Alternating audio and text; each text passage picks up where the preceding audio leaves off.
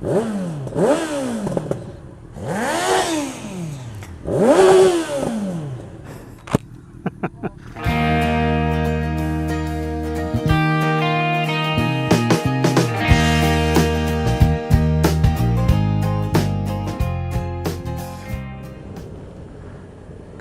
morning everybody, Cam Biker here.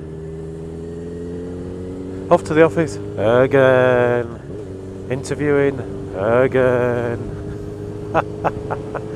Oh, it's so hard to find anybody that you want to employ. Just seem to be interviewing person after person after person. I don't think I'm too picky, but we've actually had people come in for a first interview where I ask technical questions, probably about 30 technical questions.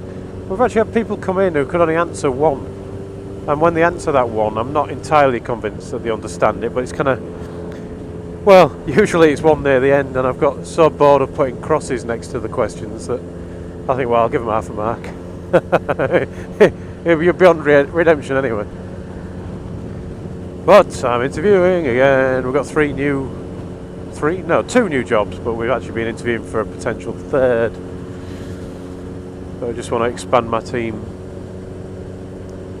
It's frustrating. But anyway, that aside, I was listening to the radio this morning. A lot of my videos seem to start with that now. I think it's embedded into my brain because I'm woken up by the radio. I think whatever's on gets embedded in for the day. And they were talking about milk, good old cow's milk, and how the farmers are now getting paid to produce milk less money than it costs to produce milk. And they were saying it's something like 5 pence a litre that the processors are paying 5 pence a litre less than it costs to produce it in some cases.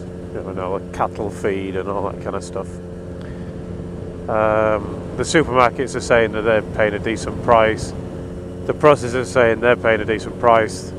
The farmers are saying, hang on, no you're not. And they've decided to do a protest.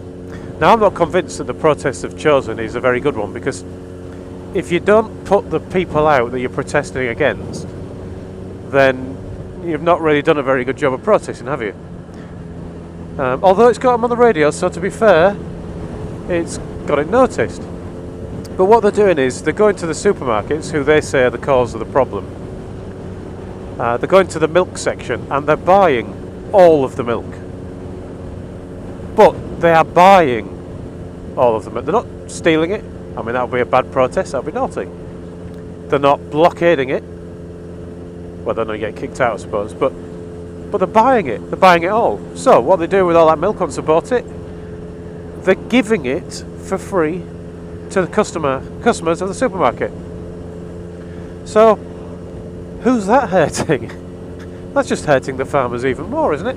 Fair enough, they've got the publicity, but they've not hurt the supermarkets. They need to hurt the supermarkets if they want something to happen with that kind of pricing. Anyway, reminding me of a protest I went on. I've done a few protests in my time, but one of the larger ones that I did, there's a place called Salt End that's near us. It's a BP plant where they refine oil, make petrol and various other petrochemicals. And I don't think it was part of BP, it was separate. They wanted to build an incineration plant just near Salt End, near BP. Toxic waste incineration plant, where literally they take toxic waste and they burn it. And we said, hang on, why do we want this here? Now you could say that's NIMBYism, not in my backyard, but the reason that I went on was saying, why do we want this here? Because they were talking about turning it into a business. So it wasn't that we have waste that they wanted to get rid of and they couldn't recycle. It was that they wanted to import waste from Europe, from China, Japan, everywhere east of Britain basically. They were going to import waste from abroad to burn here. stuff that would be giving off toxic fumes, you know, nasty things. And we said, well, hang on, we don't really want that here. Deal with your own waste. You know, if you're going to generate waste, you've got to deal with it. You can't just send it to another country.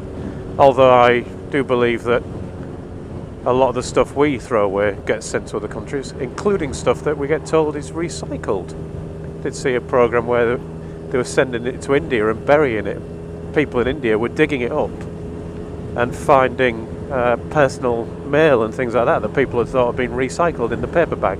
Anyway, so I went on this protest and we marched about 10 miles, quite a lot of us, with our banners and chants and all that kind of stuff.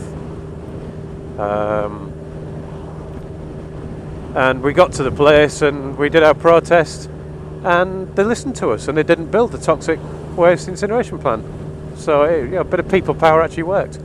The downside to the protest, they all seem to have a downside, like the milk one where the farmers seem to be hurting themselves more than everybody else. Some bright spark on this protest, didn't know about it beforehand, had decided to fill hundreds of black balloons with helium, and they released them. So these hundreds of black balloons all flew off, and they said, oh, it's so that people can see where the waste fumes will actually go. Slightly annoying that to protest against waste, or the way that they were getting rid of waste, they released hundreds of balloons, which, if you don't know, those balloons will float away merrily. Eventually they'll deflate or pop, one of the two, and then they fall into the sea or onto the land, where they tend to either pollute or wildlife eats them and you end up with poisoned or choking animals. So not too bright. Please, if you're thinking of releasing balloons, don't do that. It's like these people who release them damn Chinese lanterns, them things that you set fire to and then they float away. How intelligent is that? I guess not very. Let's start a fire and just send it off somewhere, wherever it lands. We've actually had a farm near here destroyed because a Chinese lantern landed in it and set fire to the blooming thing. So there's a question for you. Have you been on any protests? Were they good ones? Were they a little bit disturbed by somebody doing something not quite so bright? Let me know in the comments, or better still in the video. Thanks for watching, everyone. Ride safe, and I'll talk to you all again soon.